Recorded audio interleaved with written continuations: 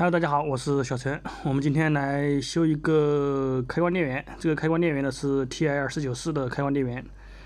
它这个开关电源呢是带这个 PFC 电路的啊，和普通的有一点点区别，但是呢修起来是大同小异。那么我们一起来维修一下。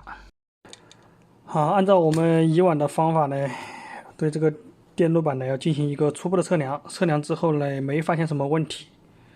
然后打算上电啊，来测试一下。上电之前呢，我们把这两个13007两个开关管把它拆下来啊。我们首先来检查一下这个 PFC 电路正不正常啊。好，我们把这两个开关管拆下来之后呢，上电测了一下这个 PFC 的输出电压是正常的，380伏没问题。那么我们下一步呢就要检测一下这个芯片，因为它这个电路呢，芯片的供电呢是自击震荡之后才供的电啊，所以说呢，我们用可调电源给这个芯片加一个电，我们测一下这个驱动啊，测一下这个三角波，以参考电压，没什么问题呢，我们再来装管啊，当然还要检测一下这一块电路啊，这一块就是自击震荡的一个电路。好，这边我用可调电源给它通上了一个12伏的电压，我们来测一下啊，12伏的电压正常。基准电压也正常啊。那么我们用示波器啊来看一下这个驱动。好，我们的示波器接上去了啊。我们首先看这个第5角，1、2、3、4、5啊，它这个是正常是有三角波的啊。大家看这个示波器上是没有。那么我就怀疑这个芯片坏了啊。虽然它有这个基准电压出来了，但是这个芯片可能有问题啊。我们就直接代换个芯片来试一下。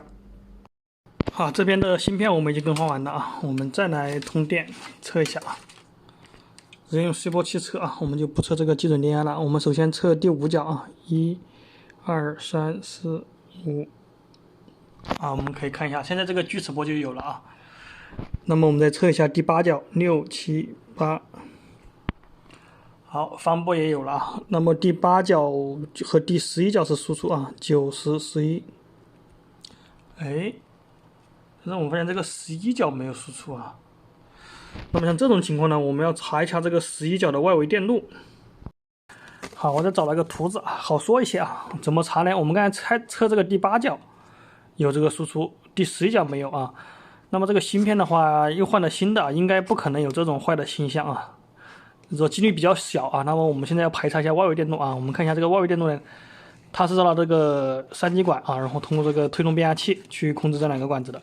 那么我们着重查一下这一块电路，这有几个管子啊，2个管子，4个二极管啊。好，刚才说的2个管子，4个二极管就在这个位置啊，我们就来测量一下啊。我们首先测二极管。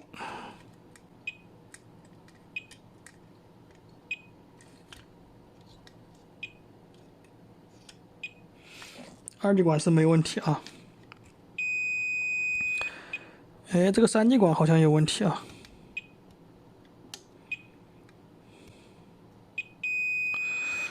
这2个3极管好像都有问题啊。那么我们再路测不准的话，我们把这个管子拆下来测量一下。好，这2个管子都拆下来了啊。型号是的 C1815啊，应该是一个 NPN 的3极管。啊，这确实是已经损坏了啊，已经短路了啊。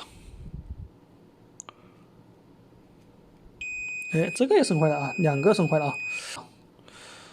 那么我们把这个管子换了之后呢，再来看一下这个驱动。好，我们换好管子啊，我们再来测这个第8角驱动。啊，是有的。那么我们再测一下这个第11角的驱动。啊，和第8角这个驱动是一样的啊。那么证明这个驱动这块是没问题了啊。那么我们下一步呢，再来检测一下这个自击震荡电路啊。这个自击震荡电路呢，就是这一块电路啊，就是这些二极管啊、电阻啊、这些电容啊这些东西啊，也没有什么方法，就是一个一个的测吧。就是这一类东西啊，我们测一下看有没有明显损坏的，用万仪表直接可以测出来的啊。经过刚才测量呢，发现确实是有问题啊。这个电路呢，每个管子前面的这块电路是相同的，也就是说这是一个对称电路啊，我们可以对比测量。我们首先测出这个二极管啊，大家可以看一下，是567，我们测这个二极管呢是123，那么这里肯定是有问题。然后还有这个电阻啊，这是一个2.2欧的电阻啊，测试没反应啊，这个2.2欧电阻的在这里啊，我们用电阻档测是2.4欧啊，这个是没有阻值了。那么证明这个电阻和这个二极管可能是损坏了啊，我们拆下来看一下。好，我们拆下来测这个二极管啊，确实是已经损坏了啊。我们正反测的话都已经导通了啊。然后这个电阻呢，因为它的这不用看了，下面都已经炸了啊。我们拆下来看，这下面都已经炸了，这个电阻肯定是损坏了啊。好，那么我们把这个2个元件装上去，再应该就可以装这个管子试机了啊。当然还有这2个电容要查一下啊。看过我之前的视频的话，应该知道这2个电容是非常重要的。好，我们这2个电容检查了，然后呢，把这个开关管以及电阻二极管都装回去了啊。见证奇迹的时候到了啊！大家看我们修这个电源啊，按照步骤来，一步一步的去弄啊，当检查什么检查什么，一般的不会扎管啊。它这个是36伏的输出啊，我们开机，